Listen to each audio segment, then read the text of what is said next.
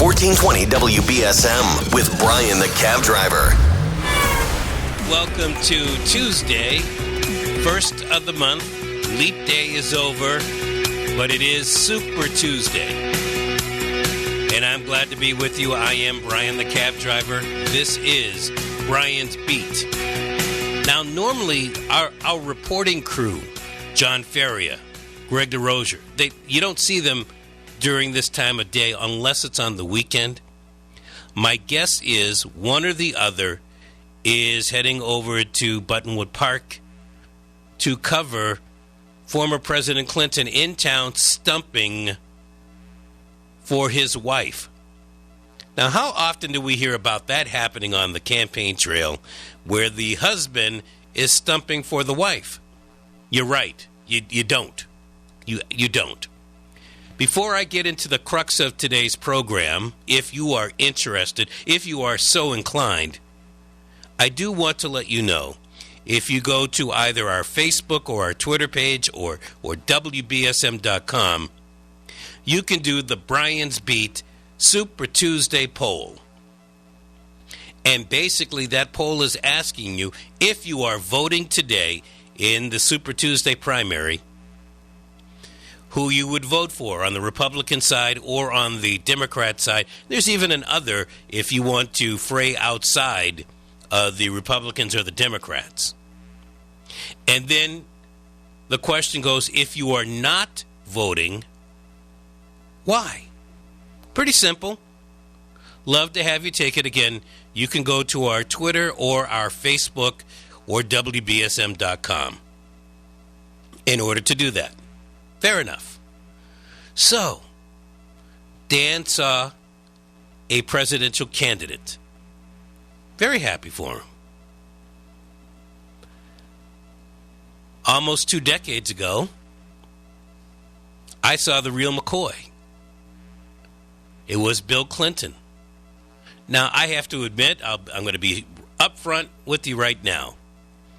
When Bill Clinton made that speech in 1988, I believe it was, the year that George Bush won for president, and Bill Clinton was speaking at the Democratic convention. He was the keynote, and he was boring as hell.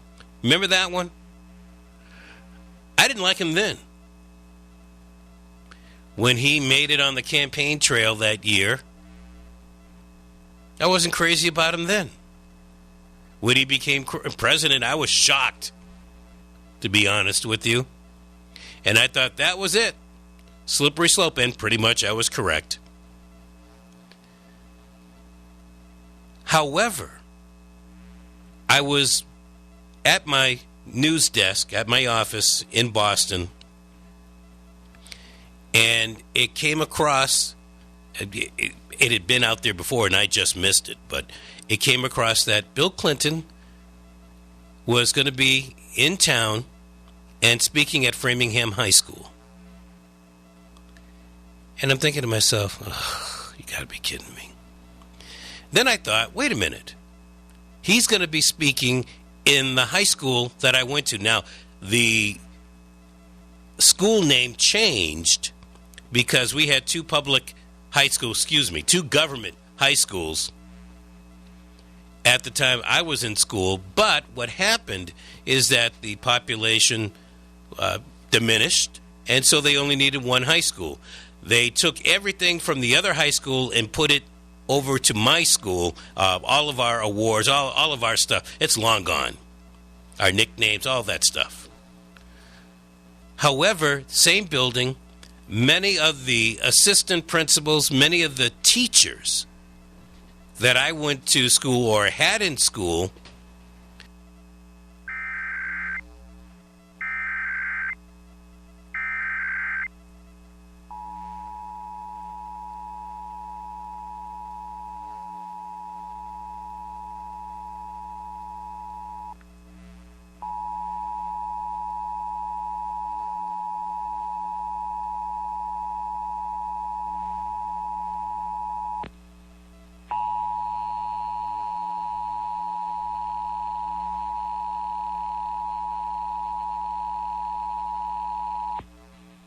This is a coordinated monthly test of the broadcast stations of your area. Equipment that can quickly warn you during emergencies is being tested.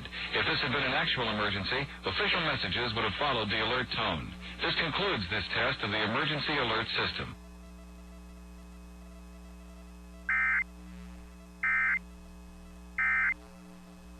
Back then. And I said, "Hey, Mr. Crop, how you doing? And Mr. Badger, how you doing?" All of those guys, they were right there. And he said, "Are you here for the event?" And he said, "Why else would I be in here with a bunch of teenagers?" And so they showed me where press credentialing was going on, and I walked over there. Now, I had my regular press credential, but apparently media that wanted to see the president had to sign up the day before so they could do a background check. Well, I didn't know the day before. So I'm there, and this guy's thumbing through the list, and he doesn't see me on the list. Well, wouldn't you know, thank you, because there were quite a few reporters that were right there, and they knew who I was, and they vouched for me. And then school officials from back in my day, they did the same thing. And the Secret Service just decided, okay, we'll let you go. I'm sure they kept a close eye on me. So there I was. The president walks in, and it's such a feeling when the president of the United States walks into the room, whether you like him or whether you don't like him. It's an event.